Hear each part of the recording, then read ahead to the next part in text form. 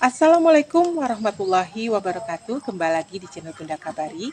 Di video kali ini Bunda akan kembali berbagi salah satu cara mengatasi batuk dengan menggunakan lengkuas. Caranya, pertama-tama kita pilih dulu batang lengkuas yang sudah besar.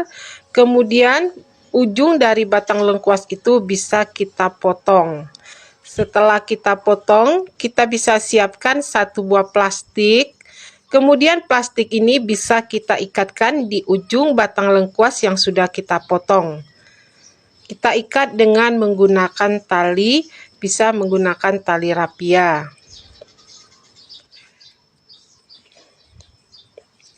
Selanjutnya, setelah kita ikat, kemudian batang lengkuas yang sudah kita ikatkan dengan kantong tadi kita ikat kembali, kita tarik agar batang lengkuas tersebut menunduk ke arah bawah, agar nanti cairan dari batang lengkuas tersebut dapat ditampung di dalam plastik yang sudah kita ikat. Selanjutnya kita diamkan dulu selama 1 malam. Setelah kita diamkan selama 1 malam, kemudian keesokan harinya kita bisa lihat apakah ada air di dalam kantong plastik yang sudah kita ikatkan di ujung lengkuas tersebut. Nah, air yang ada di dalam kantong plastik inilah yang bisa kita manfaatkan untuk mengobati batuk. Selanjutnya, kita bisa langsung meminum air dari batang lengkuas ini untuk mengobati batuk.